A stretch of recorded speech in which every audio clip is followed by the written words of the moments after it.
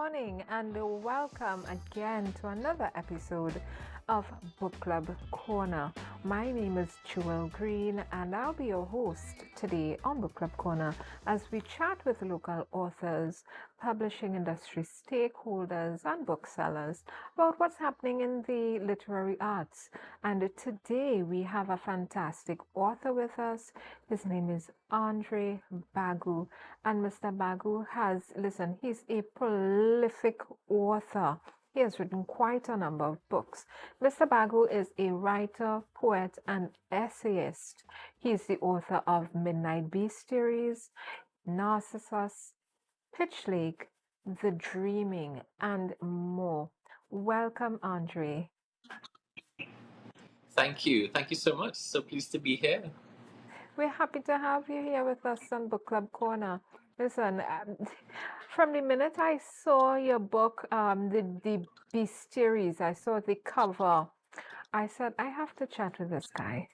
Something's going on here with that. I have to chat with him about this book, right? I love the cover of the book. Is this a beast with three heads? Or is this like, when they do the 3D and you move your head and they keep all three photos?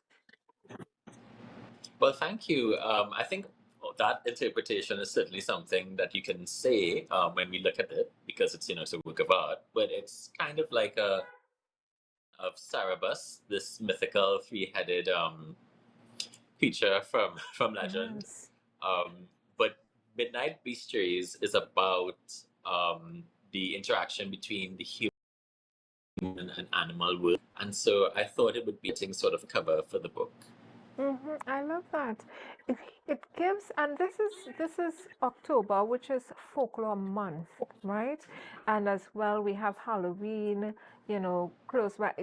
When you wrote this book, did the influence of Halloween or folklore, right, mythology, come into your consciousness, and you said, I'm gonna write. This title is gonna convey that. What was your inspiration for that? Well, it all started many years ago when, I don't know if you remember, there was this saying, Trinidad is not a real place. Trinidad is not a real place. It was sort of a critique, like anything that went wrong, people would be like, Trinidad is not a real place. But when this saying emerged, right, I did begin to think really about, well, who gets to be real? Which nations get to be real, which nations get to be felt, which people in the nation get to be seen and heard and to be recognized. And that's when I started about the book. And then sometime later, someone commissioned me for a poem, and it happened to be a bestiary. And a bestiary is basically a catalogue of imaginary beings, imaginary animals. It goes back to the medieval times when it was like a book of religious instruction and so forth. Yeah, I thought that this would be something really interesting to use to address Trinidad and Tobago here. And yeah, I was about horror, but from I guess the realistic position of like to live, to love in this country. So in that sense, yeah, I did have a kind of a supernatural kind of vibe in my mind, when I was writing things. I love that. That's interesting. I love the statement when you said, who gets to be real? Who gets to be recognized? I mean, who really gets that hit me differently, as they say. And now we're hearing when people talk about, is Tobago a real place? That's where we're getting to, right? Is Tobago a real place? But I get it. Who gets to be recognized? And does folklore get to be recognized? Is it only those creatures and those the features of the creatures, during Halloween that come out? When Van Helsing, that character opens up this book of all the the bestiaries and what every creature does and how to deal with it. our folklore characters, sometimes we take it for granted that, these other creatures are scary. They belong in, in the world of what scares people. And ours are joke. Our folklore characters are no joke, and they deserve to be seen and to be recognized. I really like that. Yeah. What characters, as this folklore month, let's get into it. What folklore characters speak to you, not just as an author, but perhaps even through your childhood? If there was one, which character would it be that you'd be like, oh, this one? Yeah, I was always scared of that one.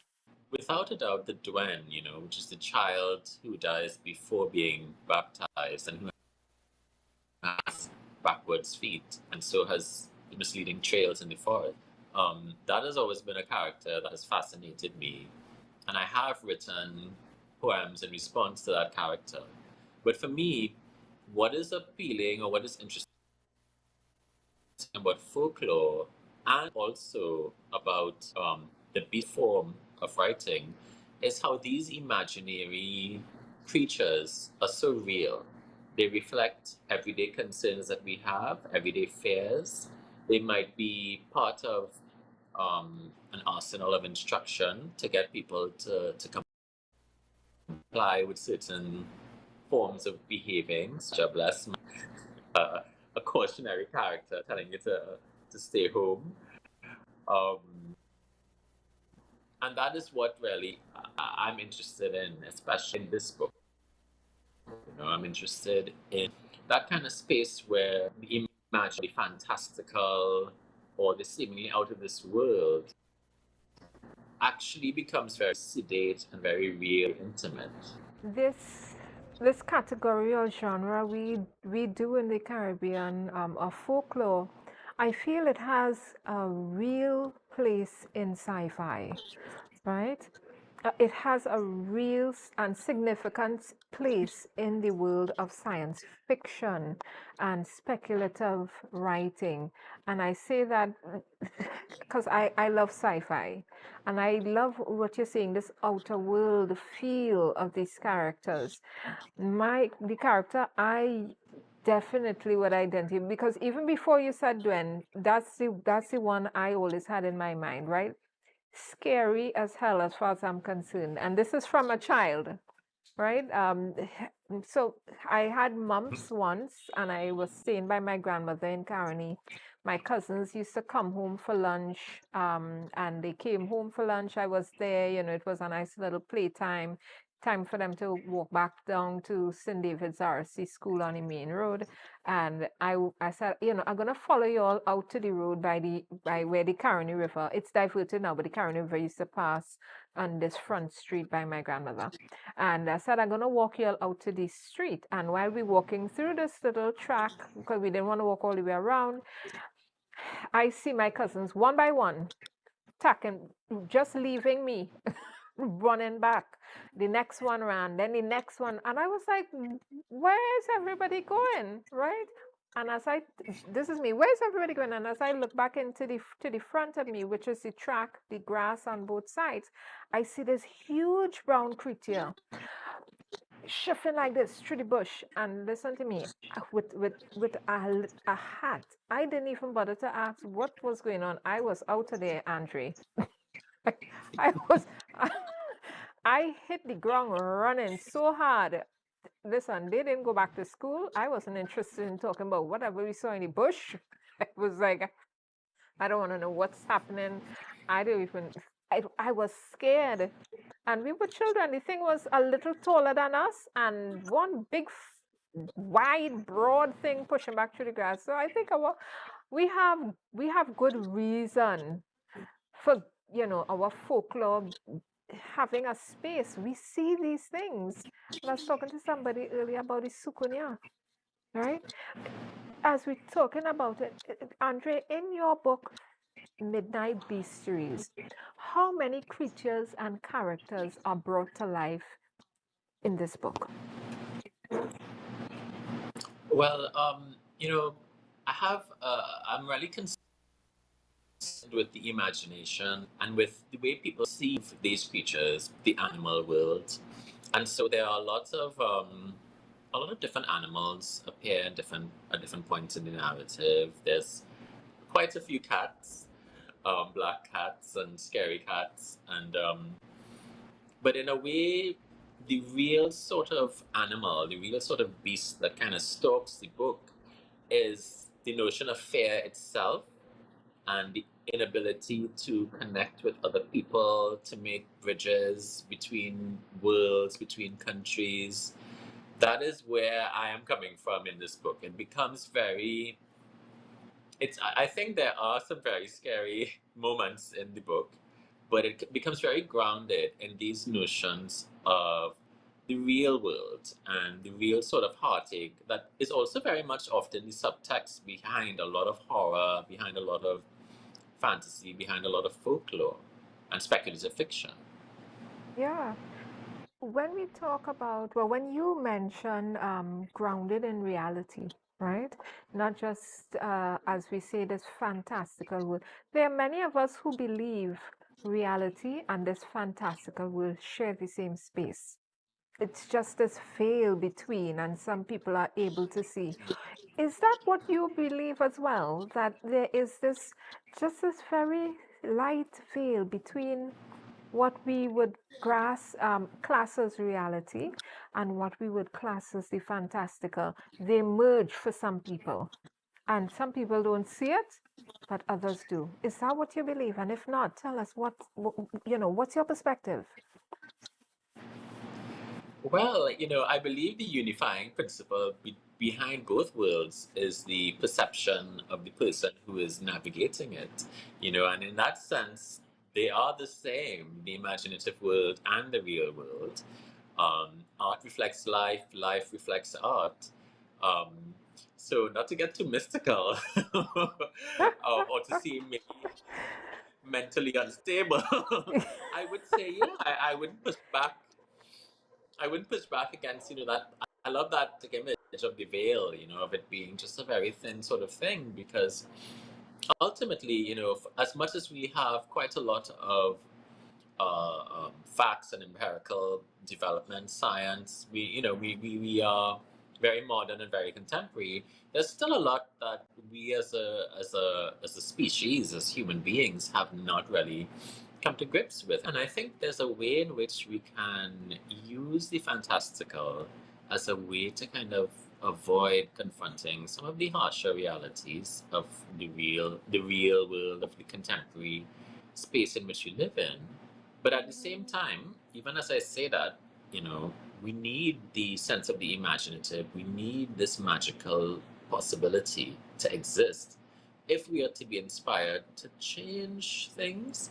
So there's a very interesting symbiotic relationship across this veil um, of these two worlds, and I'm mindful of all of these different dimensions. And really, for me, I really think there's a need to be more grounded in the present, more grounded in the real, even if I will still kind of have this sense of, the mystical or the imaginative, just on the penumbra of everything.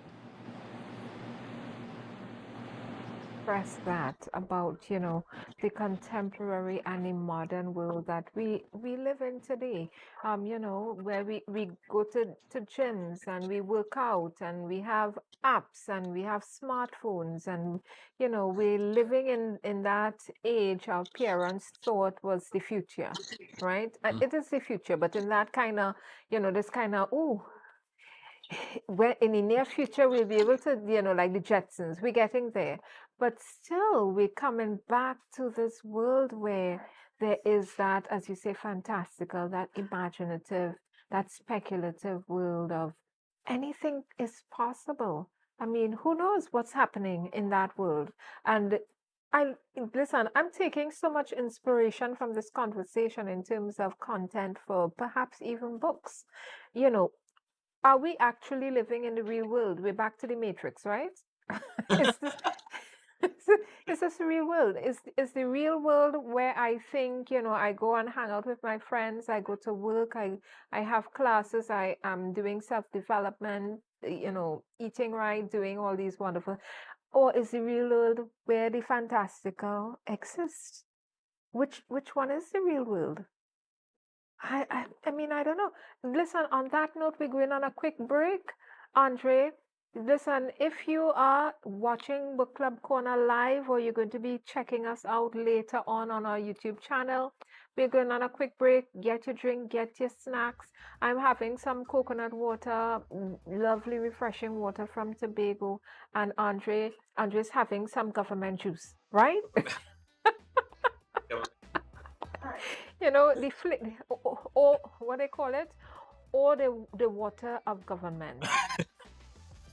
Andre's having some of that, right? So go on, we're going on a quick break. Get your snacks, get your drink, and come right back to Book Club Corner. We'll see you in a few minutes.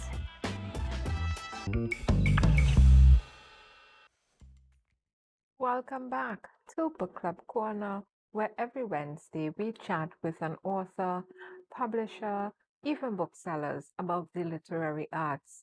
And this Wednesday is no different. We have with us an amazing author, Mr. Andre Bagoo, the author of Midnight Bestiaries. Welcome back, Andre. Hi. Lovely to have you with us again. Listen, the conversation is getting, we're heading into deep waters here, Andre. We're heading into deep waters. Real waters. I tell you. Listen, I was reading your book, and after you have creatures in your book. It's not just the fantastical. You have one of your poems talks about birds. You have one, I got to the love of birds late. Is this about you, or is this just something you've written, for the imagination? Well, loaded question, because the I in a poem is always a very dramatic act. It could be Yes. speaker. We say the speaker of the poem or the narrator of the poem, the I. But who's writing it? Obviously there's a human being writing it. So there's a way in which even when we wear these sort of masks, of poems or stories or whatever it is we're writing, whatever we're writing somehow reflects us, even just a little bit. Um, and even the choice of not wanting to identify with what we have written too might say something about us, But I wouldn't say it's 100% me, but I want the reader to think about a kind of a human voice. And, if it falls upon me to be associated with the I have no problem with that. Yeah, there is that concept that we do bleed onto the page. There is no Yes. way to completely remove yourself from the story. There's always going to be some trace of yourself, and I think that's the beauty of authorship. That this book that's going to live on past your ability to survive in this world will have some trace of you besides just saying written by Andre Bagoo, And that's a beautiful thing, I think. You went from this beautiful story about birds, and then the very next story, Bestiaries in the Port of Spain General Hospital. I say, Lord, this man going from calming you down to scaring you, because the first line of that story was, this is how the world ends. I'm paraphrasing. And I was like, I felt like if you just took me and dropped me into The Walking Dead. I don't know if you know that show. I said, that's because that's exactly how the world ends on The Walking Dead, right? This guy wakes up in the hospital and it's utter chaos and madness. When you wrote that Bestiaries in the Port of Spain General Hospital, talk to us about that. What inspired you for that piece? And where did you want the readers to go? Where did you want to lead us in that one?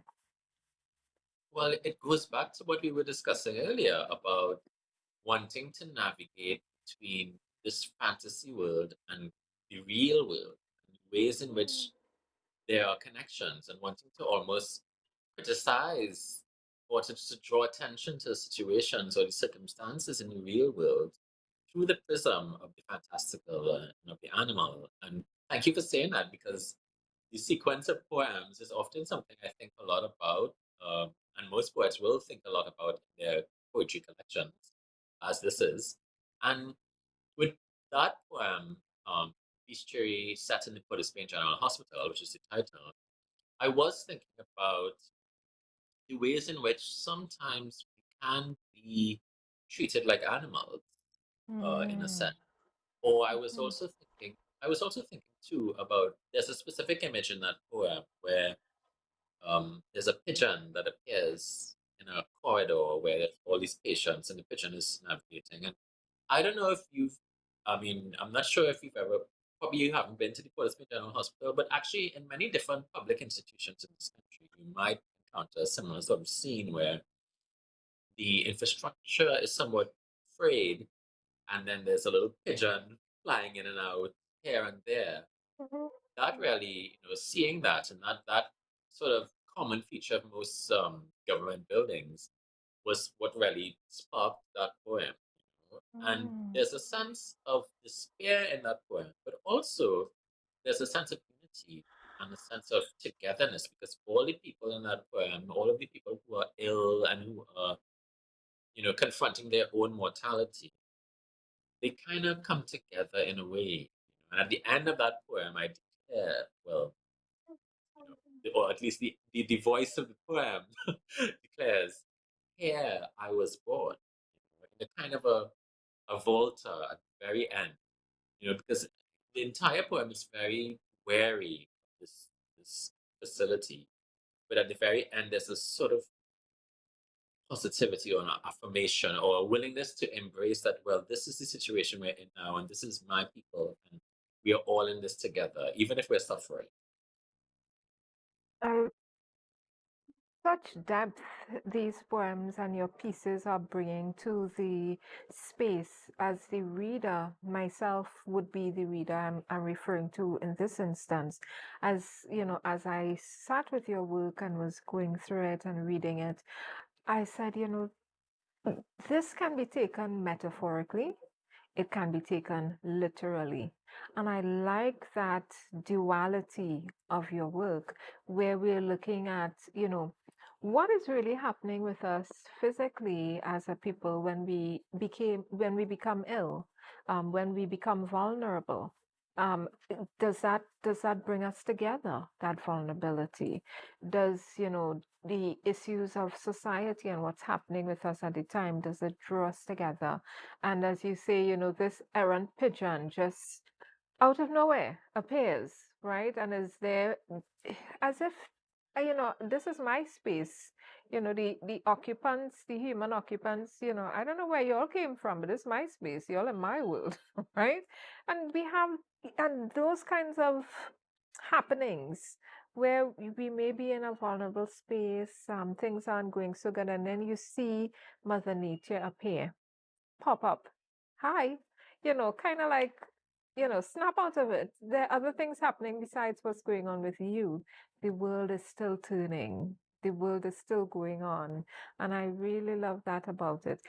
When we look at your work, your body of work, not just about in nice midnight bestiaries, when we look at your work, I got the feeling from just the Midnight Bestiaries book. I got this feeling of a kind of up and down, right? When you're eating a good barbecue, it's very, very spicy, and then you have the coleslaw to cool you down. I got that feeling of, yeah, I got that feeling. You're hitting us with some very pungent, scary stuff, and then you're like laying off, like, all right, let me give them a chance to breathe. And then we come back again. You have me gripped, and then, okay, let's relax a little bit. Was that intentional? I heard you talk about when you think about, how you're putting your work together.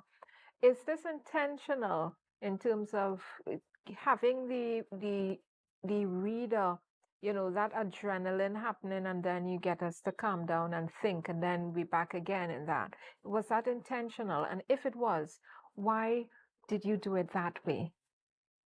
Well, first of all, thank you so much for saying that. That's really gratifying to hear because I Mhm, am, yeah, you're correct. Every book that I write, I'm very acutely aware, or I'm trying to think a lot about the reader's mhm, response. And you mentioned how some of these pieces can work both metaphorically and also on the surface. That's also something that I want to happen in my work. That I want my work to be doing. I want it to be engaging the reader in an almost tactile, sensual, sensory kind of way, but also engaging the mind, where you might be following along the surface, but you're also thinking or starting to think metaphorically. Well, what on earth does this mean? What does the pigeon, for instance, symbolize in that thing, in that poem? And I definitely, when any poet, when they're putting together a collection, is thinking about, I think, all of this, and they're thinking about how to order the poems one after the other. And you are thinking about some of those basic logistics in terms of giving the mhm, reader release, or giving the reader a little break and then going back. Some of my work is very difficult, can be very dense, um, but at the same time, I wish for it, or I wish for the engagement with it to be still lyrical, to still have that kind of sense of music and musicality. And so to try and navigate that tightrope, I'm often very much considered all of those things you mentioned, keeping the reader interested, keeping the reader, on the edge of their seat, but also modulating the experience, having peaks and troughs, having that sort of narrative. And it is almost like I wouldn't say a novel, but more like a story, or the art of storytelling in a sense, where there's always this sort of mhm, sense of inciting incident and conflict and denouement. It's mirroring that sort of pattern. But one of the things that I loved about, and why I wrote Midnight Bestiaries is all about prose poetry, is because I love that possibility within prose poetry, which is poetry which on the page is just looking like an ordinary block of text. I love that because it allows that sense of story, or of storytelling, and of the prosaic. Um, and then when that is placed against the hypereal or the fantastical, I find that to be such a very interesting sort of conflict, or relationship.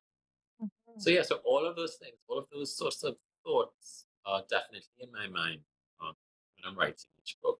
mhm. Certainly when I'm editing it, I mean, you don't Yeah. just sit down, like, but you edit to try and make the magic Yes, well, I think you definitely made the magic happen.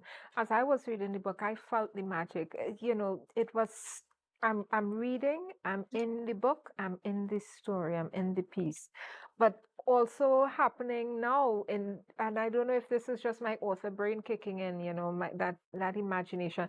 I now started to, oh my gosh, there's another story happening here. There's another story happening here.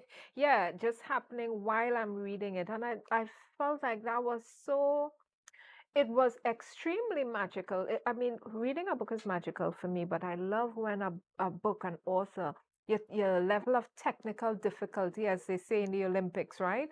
Your level of technical difficulty takes us to a place where our imagination now starts to, it's like our imagination has now been shocked into something is happening with my imagination personally. A story is emerging out of your story. Reading that, another story is happening, right? You see this other branch starting on this tree, and this other branch starting on this tree, and I felt like that's what happened for me when I was reading your book. It wasn't just me being in your world, but my world felt inspired and open, and I thought that I don't think that had happened to me for quite a while reading. That's how I love a book to engage with me. And it really just triggers me to be thinking, and I love it. All I can say is superlative as we head to break. As we head to break. Listen, if you're looking at Book Club Corner, we're here with Andre Bagoo and his book Midnight Bestiaries. We're going on a quick break. get your snacks, get your drink, come right back as you're chilling with us. He is going to, when we come back, he's going to be reading to us from his book. And I hope he's going to be reading something equally scary, equally imaginative, because I love that adrenaline, I love the scare. But anyway, he's going to be reading to us when we come back. Get yourself in a comfy position, get your snacks, and I know you eat out all your snacks already, and all you drink out your juice and your little drink, right? If you're drinking government water, you drink it already. Go and get a fresh batch. Come right back as we chill here with Andrew Bagoo. See you in a few minutes.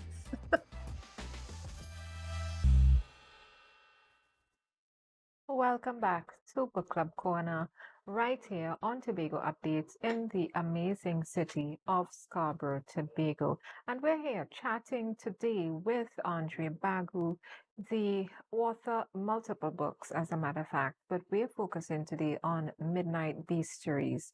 Thank you, Andre, for being here with us today.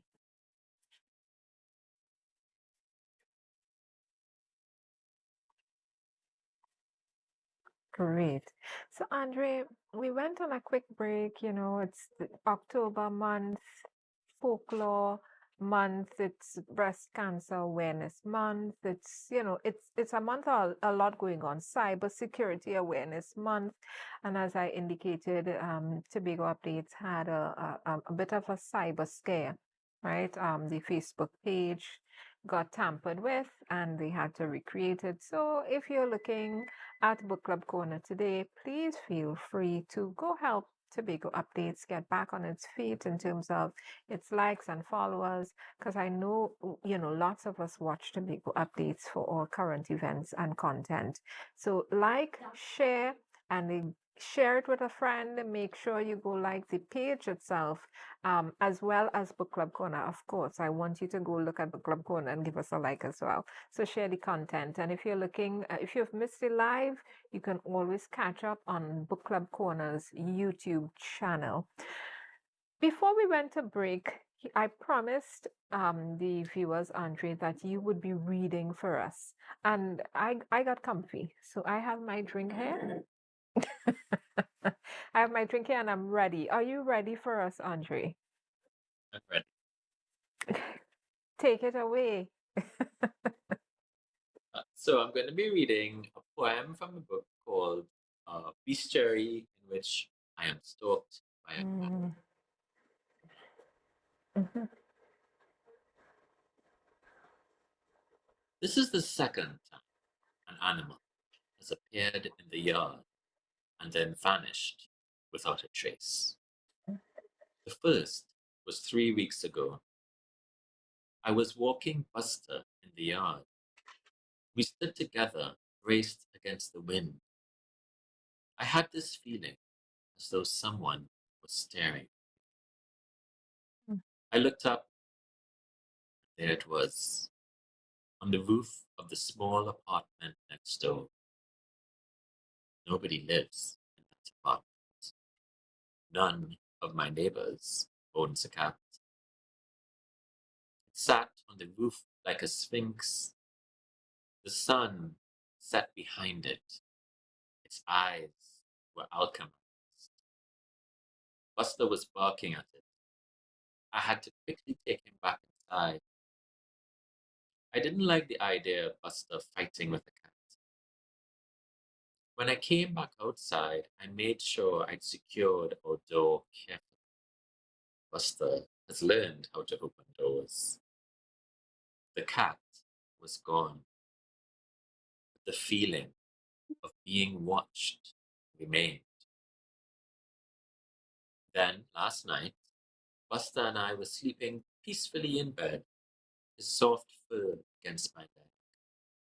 It was near midnight. Buster leapt like a charger, barking. It was a different kind of bark. Buster barks a lot, and I have learned to identify which bark means what. This bark did not play with me, feed me, or there's something annoying me, or let me hump you, or I don't like this person. This bark meant I am afraid. When I looked out the window, there was a cat the neighbor's wall, staring straight in at us. I don't know if it was because I had been watching The Haunting of Hill House on Netflix, but I immediately felt my life was in imminent danger. Buster barked and barked and barked, each bark the echo of his self, but the cat did not budge. I thought about opening the window and throwing something at it. As though it had read my mind, the cat dug in its heels, peering at its eyes lit by hate. I cannot say now if this was the same cat from 3 weeks prior. I cannot say for sure what it looked like if it had stripes. It seemed at one with the hostile wind. Buster never climbs to the window, but he jumped up there faster than I could say no and barked even louder. I have never heard him bark as loud. After several minutes, the cat slowly tiptoed away on the wall. I went back to sleep, but Buster stayed at the base of the bed, looking out the window, just in case. I woke up the next morning and decided I would kill the lover of the protagonist of my poem, and then I would bring him back to life as a cat, and he would haunt the hero. The hero will never know and will write poems about the cat. When I quickly rushed to write all this down, two brown doves appeared outside my window, sitting on the same spot where the cat was. Several birds have died in my yard. Hmm. First of all, Buster and his owner have a stalker, and that stalker is a cat.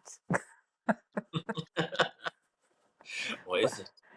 Or is it exactly? That's exactly what I was thinking. Because we have in our culture the idea, the concept of persons mounting animals, be transforming into animals, right? So who knows? You have a stalker, but is it really a cat? Mm, mm, mm. I, I wonder where and why the cat always finding itself just in a spot where you can't really get to, just to be able to sit down and watch. You know, that story is very unsettling. It's very Yeah. unsettling, and I love it. I love it. Listen, tell people where to get your books, where to get Midnight Bestiaries and all the other books that you have. Tell us where to find them.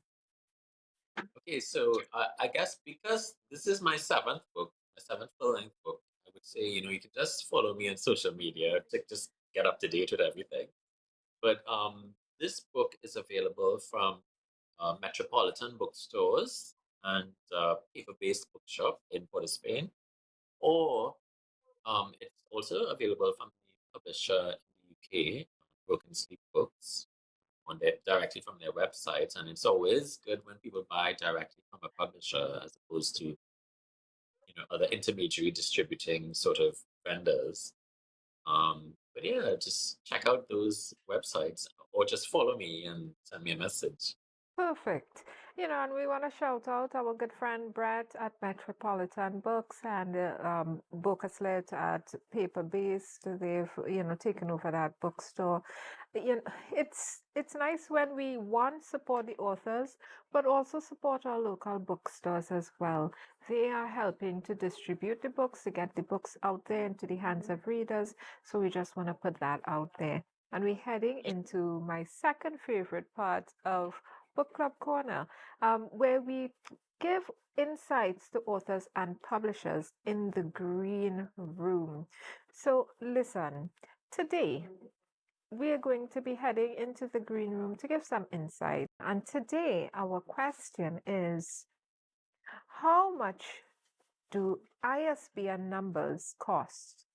And an ISBN number, one-time processing fee costs US $20. And then every number after that, if you buy a single number, it's another 20 US. You can buy them in blocks of 10s, which will cost you 50 US dollars.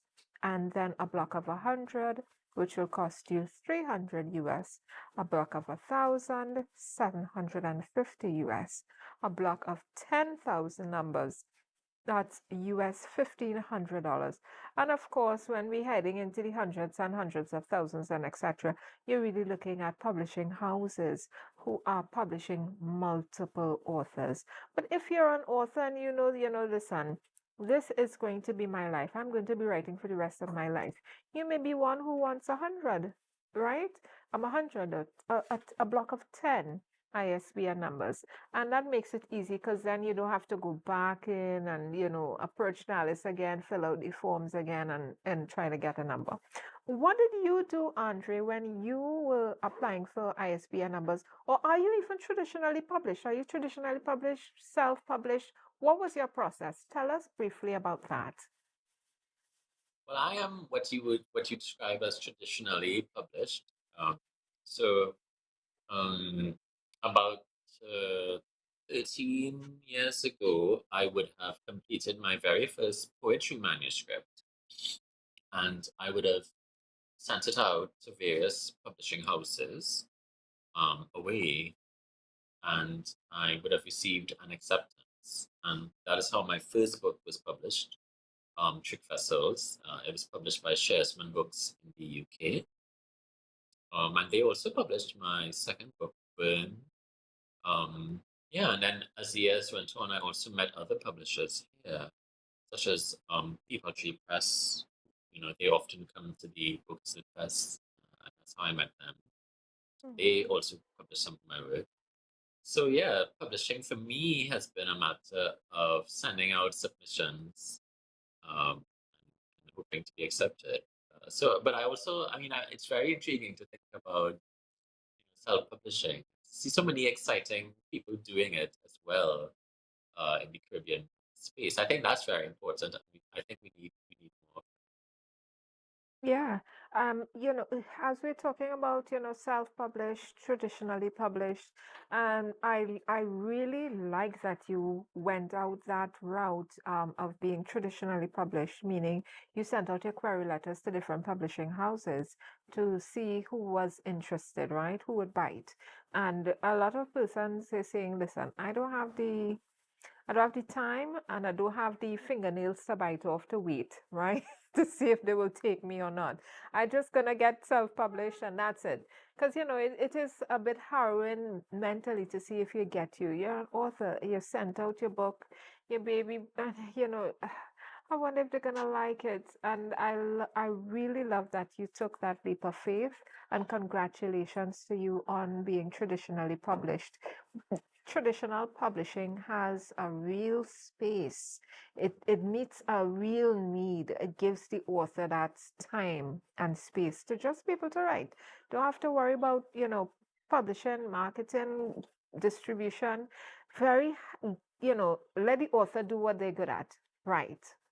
And let the publishers do what they're good at, publish and market, And I think that's fantastic. More persons should get into being traditionally published, I think. What would There are your advantages. what would your advice be to authors coming up in terms of whether they should try to be traditionally published or just go the route of being self-published? What would your advice be?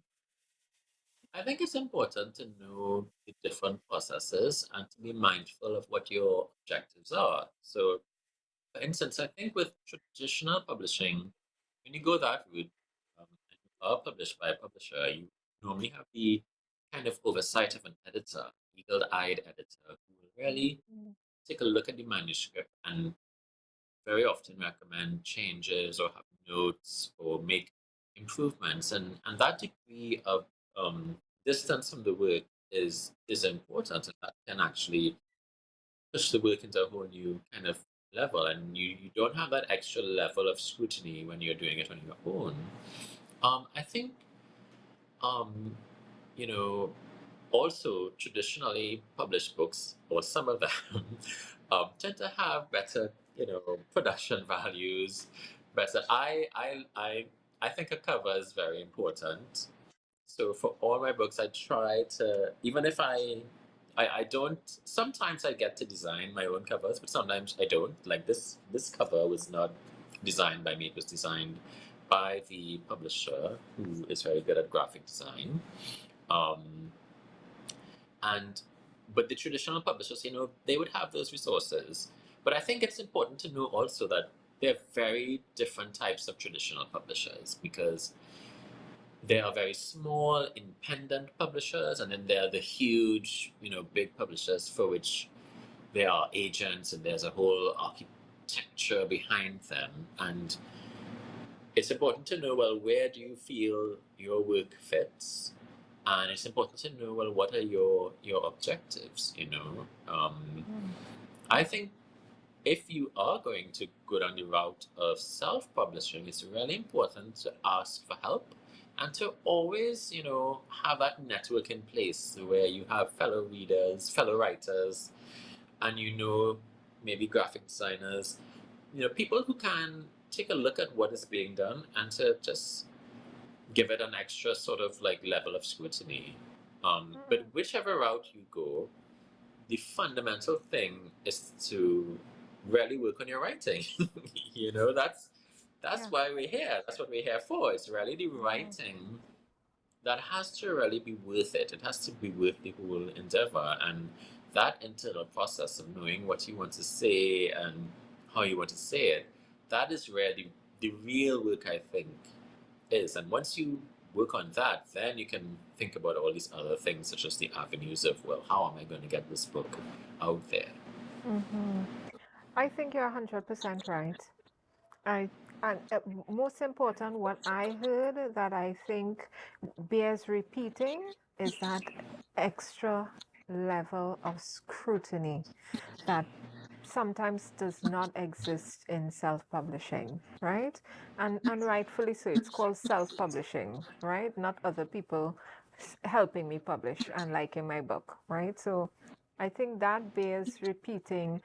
Authors out there, if you're going to be publishing your book, please make sure that you have built in your process and in your time of writing that extra level of scrutiny, just to catch mistakes, catch things that may not be coherent and cohesive in terms of your writing.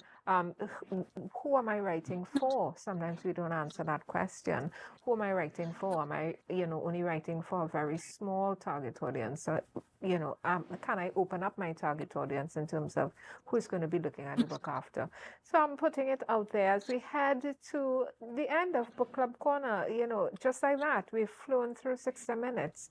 Andre, we want to thank you for gracing our Book Club Corner with your presence. We thoroughly enjoyed it. I don't know about anybody else, but let me tell you, I had a really good time. I loved your book. I love reading your book, and I am admonishing, listen, go out there, support an author. Christmas is coming up. It's a great time to buy a good book, and he has a number of books. Just go in the bookstore and say, you have any books by Andrew Bagoo? Right? And let him show you all the books he's written. And you just pick like any, meeny, miny, mo. Right, Andrew? Pick a few. Pick a few. So we want to thank you for being here with us, our guests watching. Have a great day. Enjoy the October season, Breast Cancer Awareness Month, Folklore Month. I mean, there's so much happening. Halloween is coming up. But please be careful. Be safe, whatever you're doing. Cheers to you. Cheers to you, Andre. Please be careful, be safe, and enjoy yourself reading. Right, all our bibliophiles out there, get your book and have a good read as we head into quickly. Our November month is coming up. Please be good to yourselves. Christmas is coming, and we'll see you next week when we chat with another author on Book Club Corner.